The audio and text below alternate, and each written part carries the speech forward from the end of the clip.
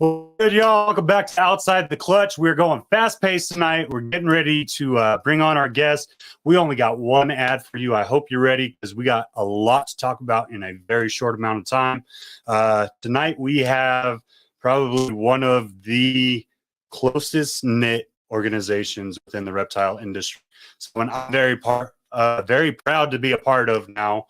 And Chad Brown and Ship Your Reptiles. Amazing company. I'm gonna let him dive into his background and more. I want to talk our affiliate program real quick. If you have ever used Ship Your Reptile, or if you have ever shipped a reptile, you know just how important it is to have a team behind you that is willing to take those hits, right? Kind of like we're going to get with Chad. When you have a quarterback, he expects those linemen to kind of take a couple bumps for him, right? So that's what the team at Your Reptile does. They take those bumps so you don't have to.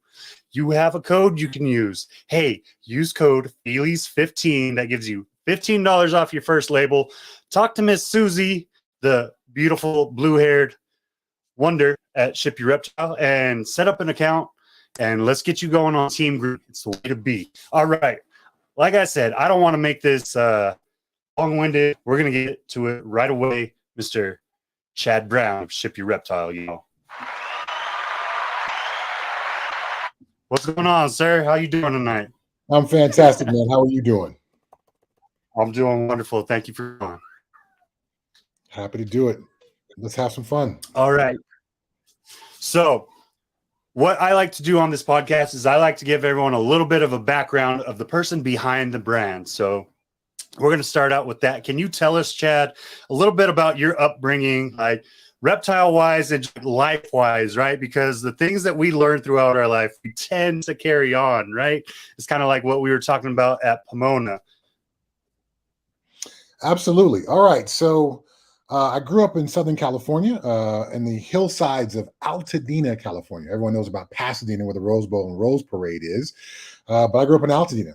And because I was on the hillsides, the backyard was literally hills with lizards and snakes and frogs and turtles. So I was able to catch all those things in my backyard from the time I was able to, kind of be unsupervised till, now.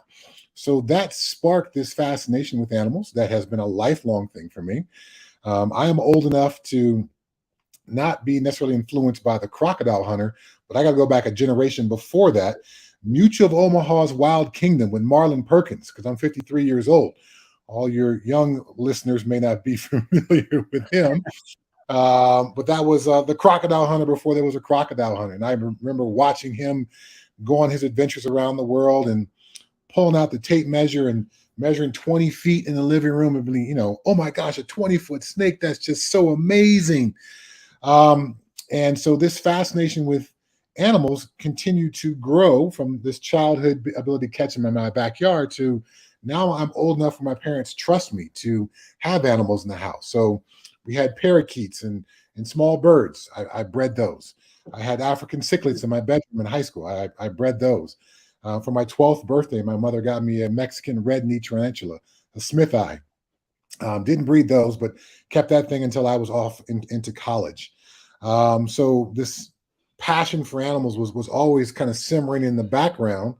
And then at the same time, to the other part of your question, I got a bit of an entrepreneurial spirit as well. And when I wanted to wear a cool outfit for my junior high school graduation, my mom's like, I'm not paying for that. So, I gathered up all the car washing supplies in the garage and took my bucket down the street and asked all my neighbors if I could wash cars. Did the same thing for my high school graduation. I wanted to wear some Air Jordans to my high school graduation. So the same thing repeats. Gather up the car washing supplies and go wash cars. So this entrepreneurial thing and the animal thing have been, a part of my life as long as I can remember. So to now have Ship Your Reptiles obviously speaks to the animal passion, but speaks to the entrepreneurial spirit as well. And I don't want to gloss over my time with Pro Exotics Reptiles. For a while, we were one of the largest captive producers of captive bred reptiles on the planet. We did a little bit of everything initially. everything from jungle carpets to corn snakes to Gila monsters to you name it. We did it. We had a retail store as well. And then after we moved away from the retail store, we decided to really focus in and specialize in some popular species or species that we thought were very cool. So obviously we did ball pythons, we did blood pythons, we did boas on a small scale. But I really dove headfirst into Asian rat snakes, mandarina, the rhino rat snakes, the cockside, a lot of cincta, the pulchra, the porphyracea, all those kind of things. And then we were also doing monitor lizards on a big scale as well. So that's kind of a brief nutshell of my experiences and background and how the heck I ended up on this podcast with you, my man. That's crazy. So I didn't know about like so many different species that you would work with. So that's amazing. I know now it seems almost like the rhino rat snake it's almost impossible to find someone doing it captively now. So it's amazing that you worked on it in the past. Yeah, when I was doing rhinos on a large scale, we were small scale commercial production. We probably had 20 plus females we were working with. And so I was producing, a couple hundred babies a year. We were the biggest and kind of introduced those to the market. And now to your point, they're difficult to find. I actually found someone who was working with my original bloodlines from 20 plus years ago, got some of those babies, raised them up. And last year I hatched my first baby rhino rat snakes in over 20 years. So that was cool to kind of see that project come full circle and come all the way back to me. That's freaking awesome. So I want to kind of dive into an aspect because we understand the entrepreneurial sense. Like I've kind of what I live by, right? Is I don't want to work for anyone else. You very much had that mentality, but you've found a way to kind of grow up throughout your time and keep the animals a part of it. I do want to kind of I made a hint towards it opening of this. You did something that is a lot of people's dreams. So you've had the ability to kind of live two dreams for a lot of people at this point in time, right? So you had your football career and your reptile career at this point. Can you kind of talk about what it was like going through that, becoming a professional football player, and what attributes that you've been able to take from that mindset and apply to now being an entrepreneur within the reptile industry? Okay, so yes, I played professional football. I played 15 seasons in the NFL. I played with the Steelers, the Seahawks, and the Patriots. I played my college ball at the University of Colorado, which is the biggest story in college football right now, with Deion Sanders becoming the head coach there and their sudden turnaround. So that's been a lot of fun. The tie between football and reptiles is not always easy for folks to see. But the way I see it is, if we're reptile breeders, which most of us are, it takes more than just putting those snakes together to make that process happen. You can't just go in the locker room and get dressed and go play a football game. There's a whole year of activity that has to take place for that football game to be successful. There's a whole year of activity that takes, that is important for that breeding to be successful. So that process of putting in work when no one's looking, when it's not glamorous, when it's no fun, when you're tired and you got to put a couple of more meals into this female, and it's still 4 or 5 months away from breeding season, but that's going to pay dividends. Well, it's the same thing in football. When I go get these workouts in, when no one's looking, when there's no lights, when there's no cameras, when there's no crowd around, that's going to pay dividends in the fourth quarter of some football game. So that process of constantly thinking ahead, of constantly knowing the work that I put in today is going to benefit me down the road or benefit my animals down the road, I saw that complete tie. And so I saw it when I was playing in the NFL, and Pro Exotics Reptiles was kind of in its infancy. But once I retired and I dove in full speed and headlong into Pro Exotics Reptiles, I really applied that same mindset. So there was not an off day. there was not an easy day. Just as a professional football player, there wasn't. The workouts that I did in April were just as important as the workouts I did in November when the season was in full swing. The feeding and the cleaning that I did in, let's say October, when breeding season wasn't going to be until the next spring, were just as important. All those days, you put some good days together, they start stacking up. That brings you success as a football player. You have lots of good days as a reptile keeper. Well, that's going to make you successful as a reptile breeder. So that's the clear tie that I've always seen between the two. I love that. Now, I gotta ask, because there's so many things that the industry has light on, right? Like, we highlight the breeders. We now, in this day and age, we're highlighting the content creators, right? Because that's the big thing for a lot of people, regardless of the industry, right? What was it that made shipping stick out to you when you came and decided to start Ship Your Reptiles up? It's one of the more difficult things for folks to accomplish on their own. So when we started the shipping company, really the only viable option at that point was, Delta Air Cargo. Delta Dash was the program as it was once back then. And then there were some folks who had developed their own accounts with UPS or FedEx. But getting your own account is a bit of a daunting thing. You need a rep who's going to be cool with shipping reptiles. You got to submit packaging to pull all that off. And then your discount is only going to be based on your personal level of volume. So to be able to pool up the reptile industry in a way, bring that volume to, in our current case, to FedEx, and say, here's what we're going to be able to do. Here's all the people we're going to be helping. They're going to give us a discount based off of that, and be able to provide that discount along to my customers. And then everyone who ships through me and buys my packaging, they don't have to submit packaging to a packaging lab. So our goal was really to eliminate all the headaches and hurdles that we had to become shippers, and streamline that process and make it easy for anyone. And now at this point, we service people who are going to do, 50 axolotl shipments, or 50 corn snake shipments, or 50 coral frag shipments this week. But we also service the military mom who needs to get little Timmy's turtle from Tennessee to Texas. And she's not even a reptile person at all. She knows her son loves his turtle, and she wants to make sure it is transported safely.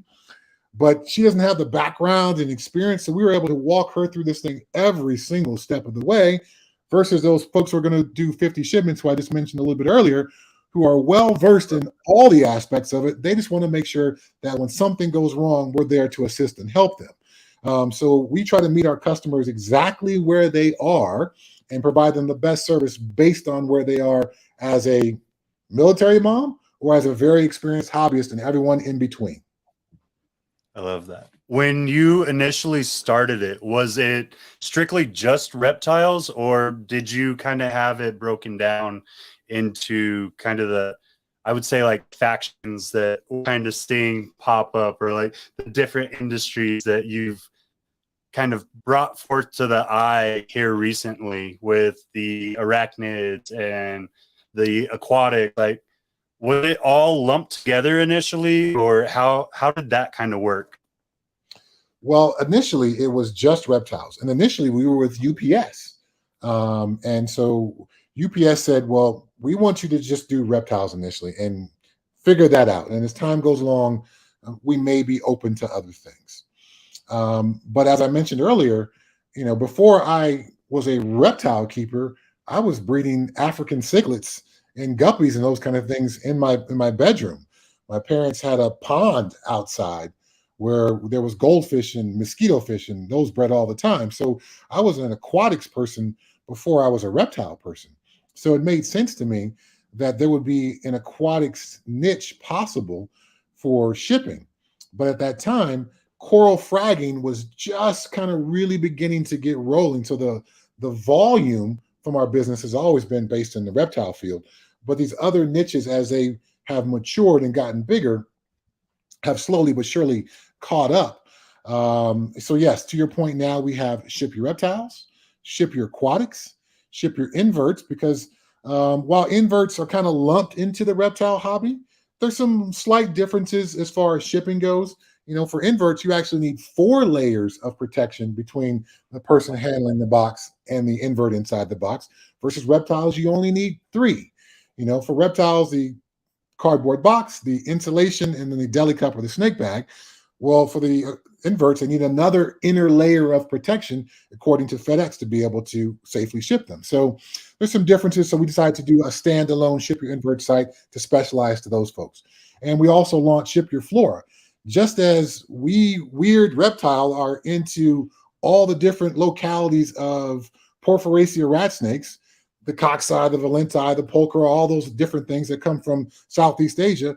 Well, plant folks are interested in all the different types of orchids, or different types of cactuses, or different types of pachyforms, all these different, weird plant species that people want to collect. So that there's that same hobbyist thing within plants as well.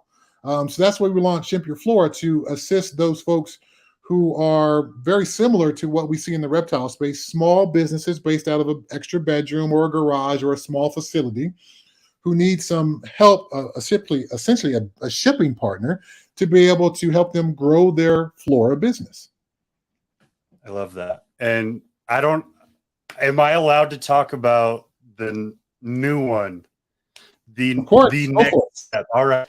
Awesome. Miss Susie, your favorite blue-haired lady, sent me a picture, and I can't tell you where my mind went with this when she first said what it was without explaining it. But I'm super excited now that I see where this is going. Right. So can you tell us a little bit about the newest stage of the all pro shipping? I'm assuming you're talking about Ship Your Semen, correct? Yes, sir. Yeah. Upon first reading that, it always, brings a giggle and a laugh.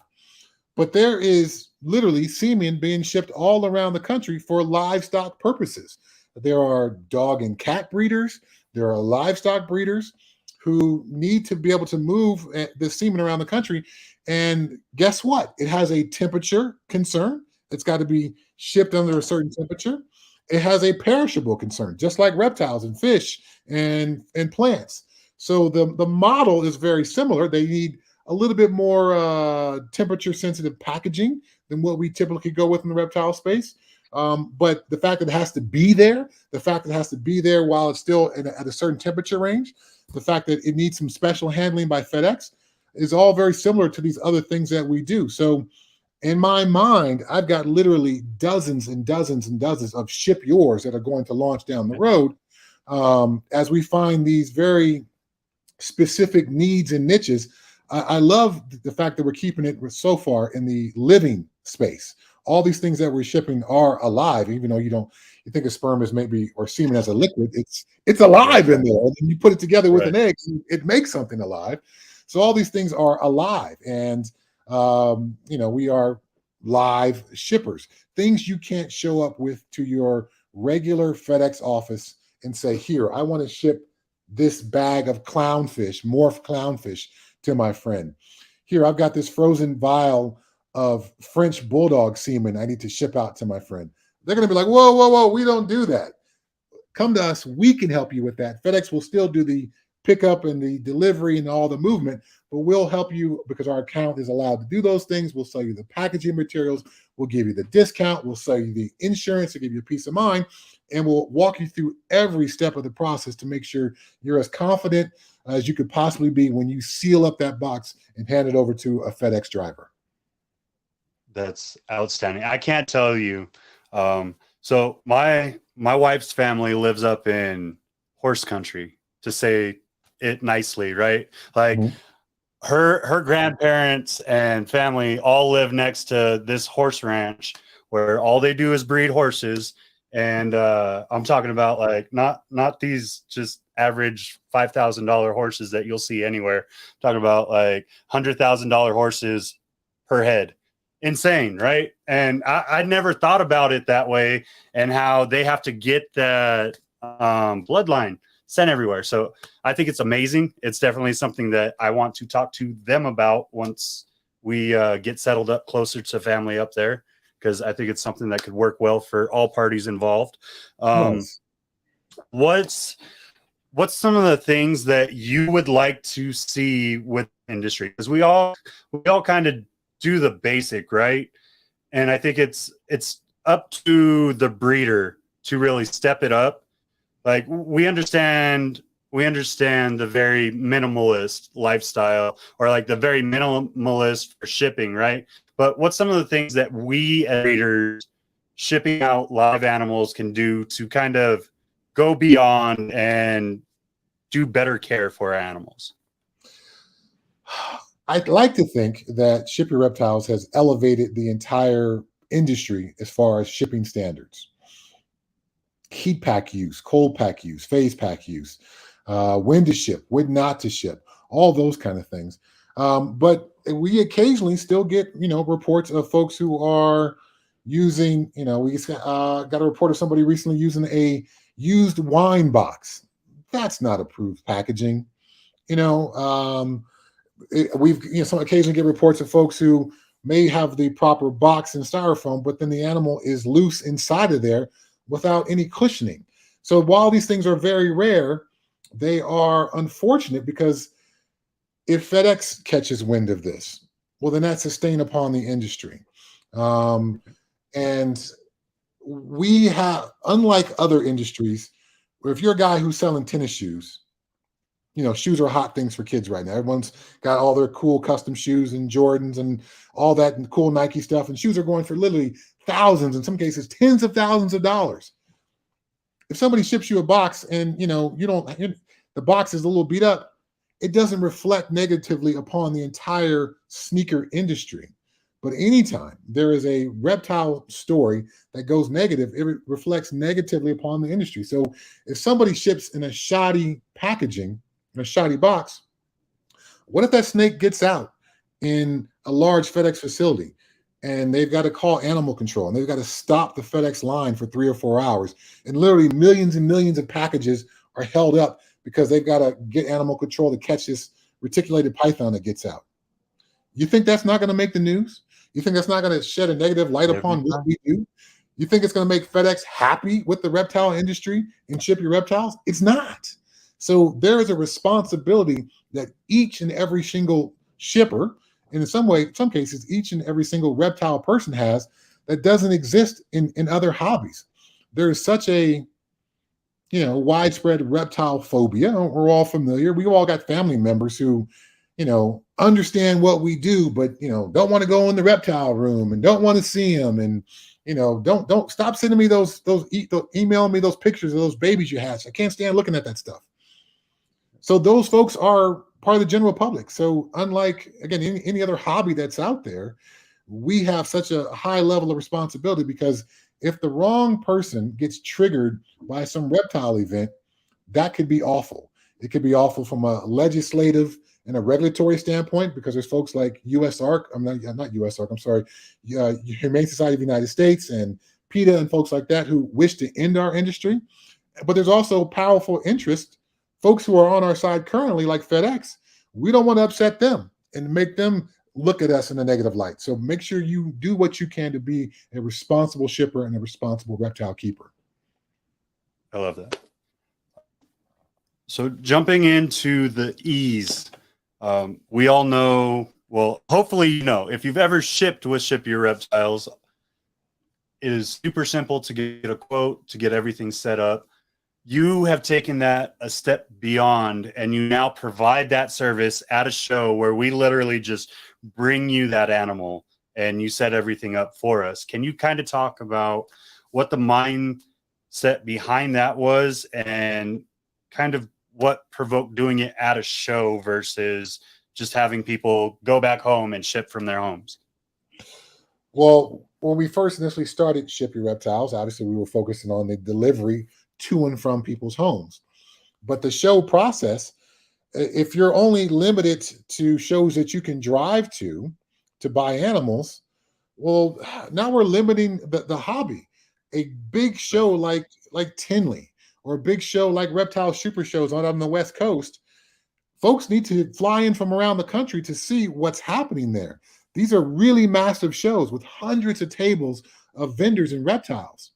So if you're in, I don't know, Nebraska, I know there's probably reptile shows there, but that's a small slice of the industry.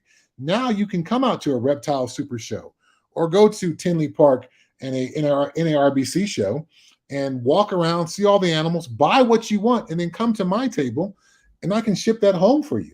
Of course, I want you to be a customer of mine in the future. I provide this service, as a way of advertising for my business, but I also provide this service because this is what is best for the hobby overall.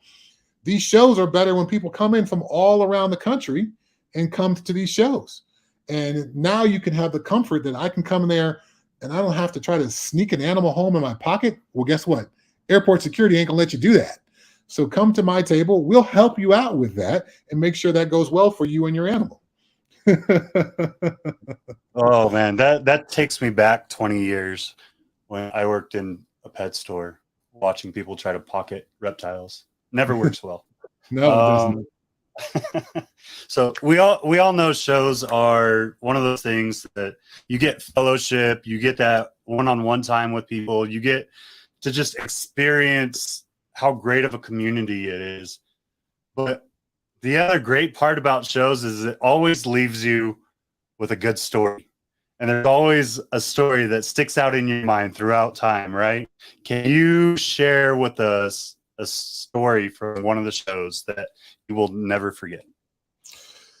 Well, okay. So the shows are Saturday and Sunday for those who haven't been. So for us, we'll take your animals on Saturday, but most of the folks give us their animals on Sunday.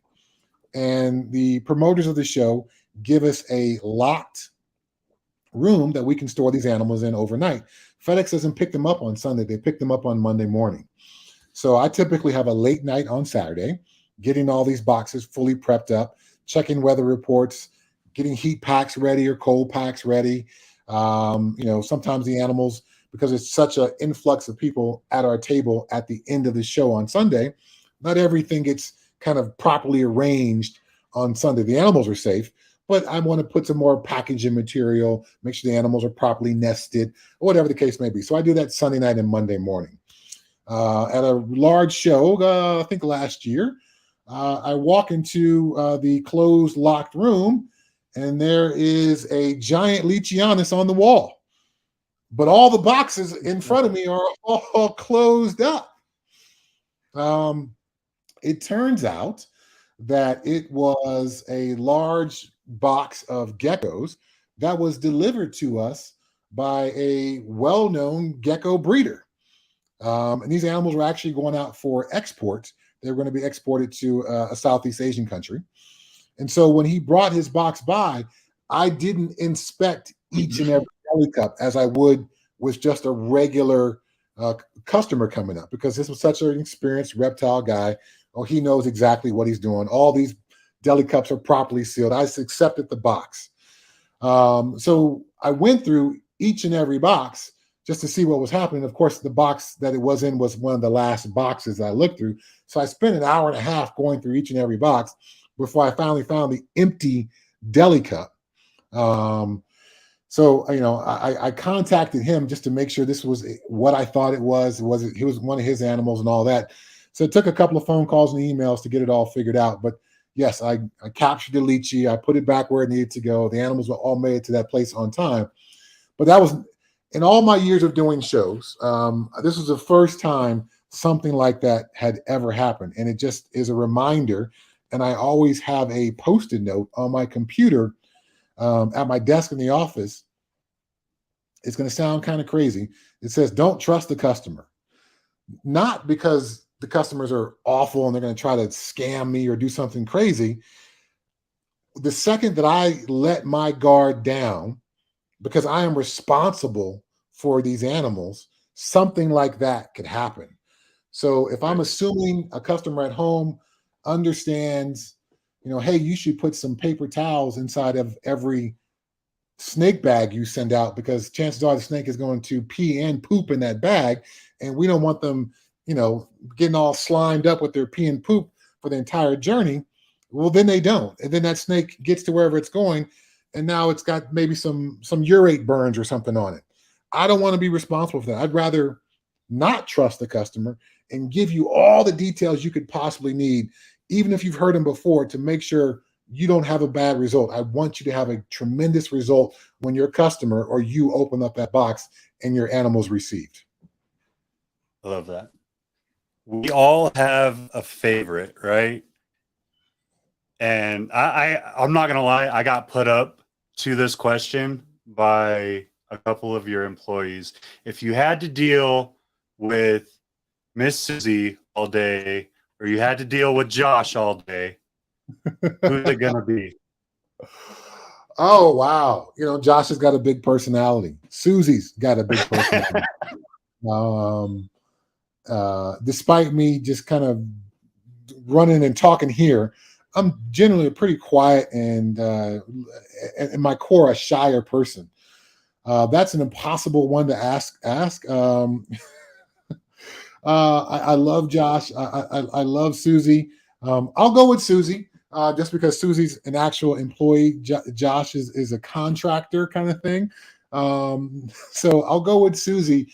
But at the end of the day, with either one of those folks, Chad needs his quiet time. Totally get that. Totally get that. Can we talk about shows? So you guys usually attend all the major shows. Can you tell us the different spots that we're going to be able to find Ship Your Reptile throughout the rest of the year? Okay, well, the Daytona Expo has passed. We do that one, the National Reptile Breeders Expo. We do both Tinley Park NARBC shows, the spring and the fall show. We do all the reptile super shows out there on the West Coast with Rami. We are a sponsor for those shows. And there's a couple other shows that we may get in, maybe not every single year that we do. The Arlington show next week. Susie will definitely be there. Gosh, what other shows? We do some aquatics shows as well. We're kind of trying to figure out what are going to be our targets for the flora shows. There's such a wide variety. There's the massive home shows, which always have plants and things like that. But there's specific cactus shows, there's specific orchid shows, there's specific rose shows. So we're still developing our list there. But the major reptile shows, if we're not there vending, meaning we're shipping from the show, we are there walking around, greeting our customers, passing out swag, saying what's up to everybody. Absolutely. Love that. One of the things I like to do as we start to wrap up is kind of have our guest leave a little bit of positive advice for those that are listening, whether they be new keepers or people that are experienced. What's the thing that you would like to leave to the reptile industry?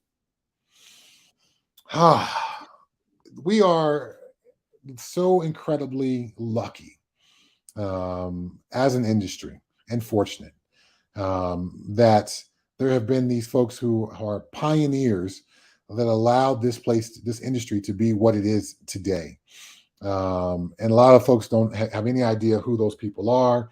And it's not really important, but you need to understand that there was somebody who first figured out the recipe on how to breed ball pythons. Ball pythons were junk snakes from Africa that you bought for $5 each because they were wild caught and they didn't eat, versus literally the biggest monetary stream within the hobby today is now ball pythons. Someone cracked the code on that.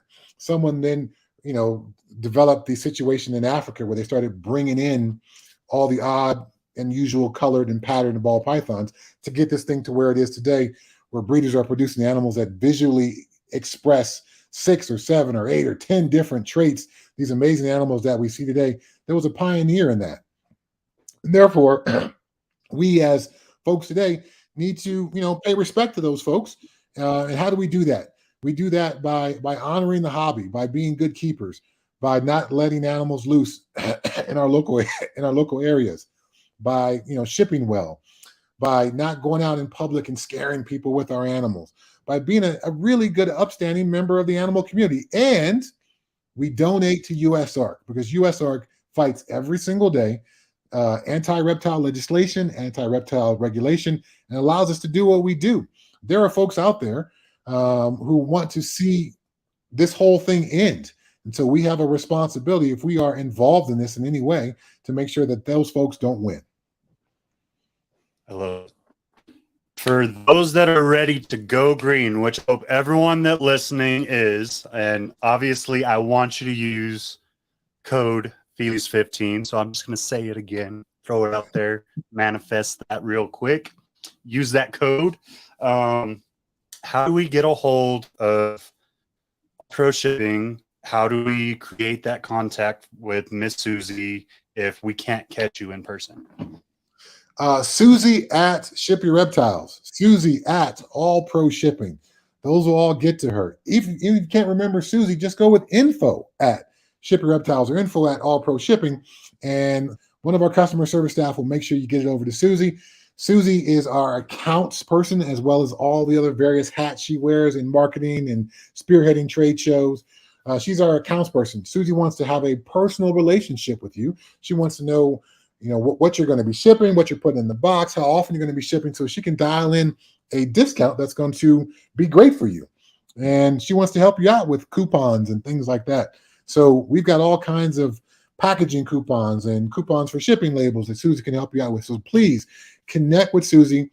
If you see her at a show, she's one of the most recognizable people in the reptile world with her blue hair.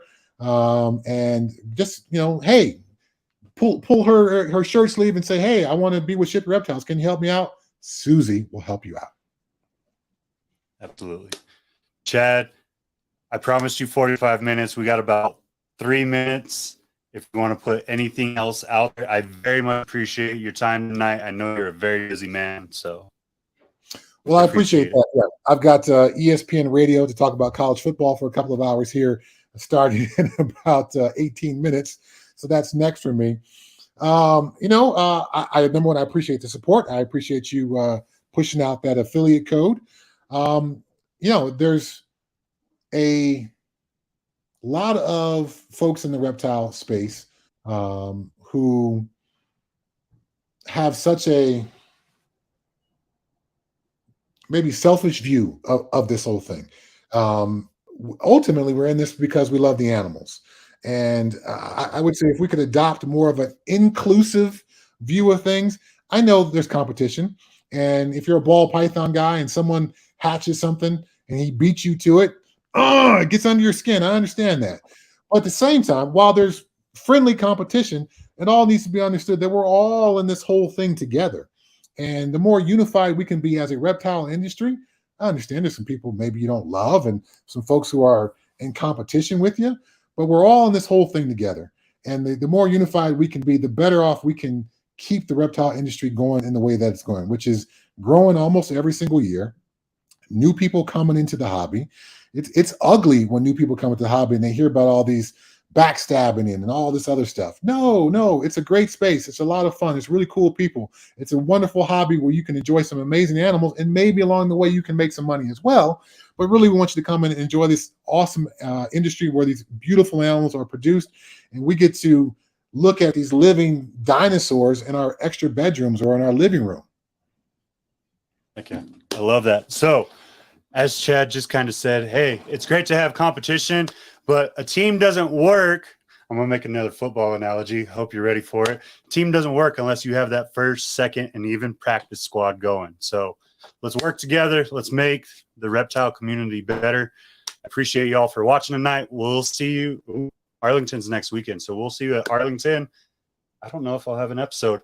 Chad, thank you again, brother. I appreciate all you do.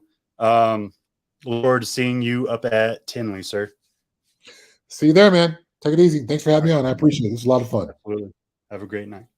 Thanks. Y'all, I hope you enjoyed Chad. There's so much we could do. Such a busy man. He was amazing. I hope you enjoyed tonight. Like I said, next week we might have an episode, might not. Depends on what happens. I'll let you know.